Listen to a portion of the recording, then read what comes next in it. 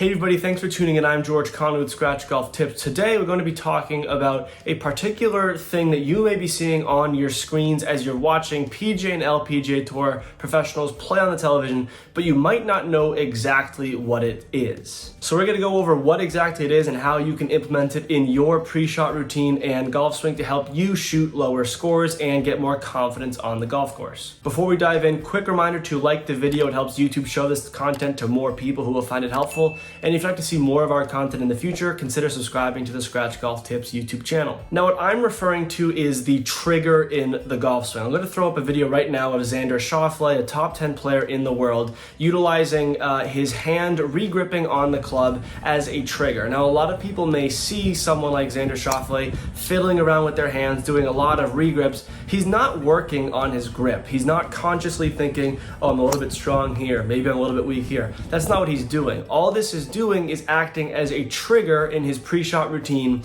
to take him from the pre-shot routine into the actual golf swing. So moves like this are not exclusive to just trying to regrip the club. Sometimes people will take a half takeaway and get back to the ball.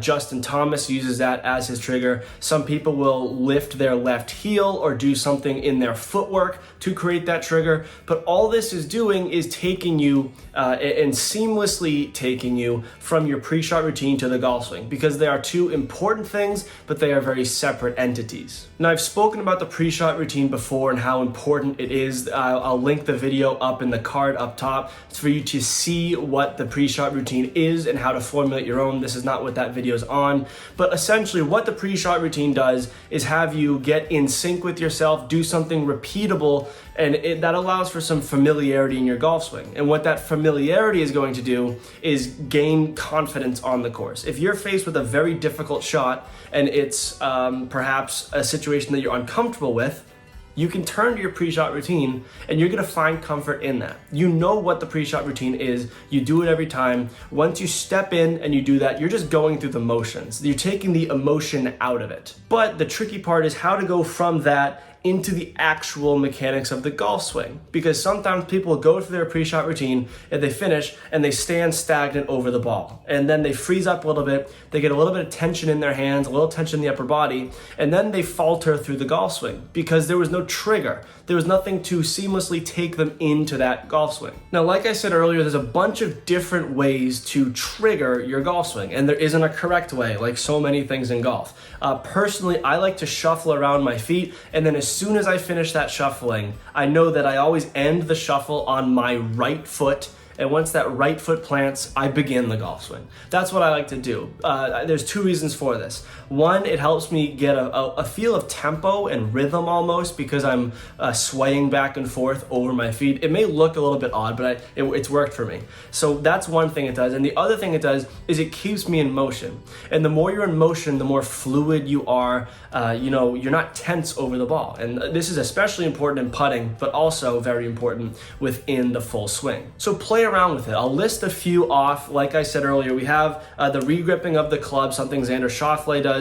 I'll put in a video right now of Justin Thomas doing his pre-shot routine into the trigger, that trigger of the kind of half takeaway, the takeaway up to the hip, the shuffling around. Experiment, and there could be something that you try that I haven't even listed yet. It's all about experimentation and finding whatever gives you that seamless transition. But I thought I'd just make a quick video on this because this is something that you see and it might confuse a lot of people. And to the novice golf viewer, they might be thinking, why is Xander Schauffele, again, a top 10 player in the world, why is he playing with his grip right before the swing? Is he really not confident in his grip? No, that's not the case. He's just acting as a trigger in order to, once he's done with that trigger, he knows both mentally and physically it's go time. I'd really like to know your thoughts on this because this is something that some people really, really like and they heed the advice and they go head in, and other people don't like to do it at all. And again, I think this is something that's great to try,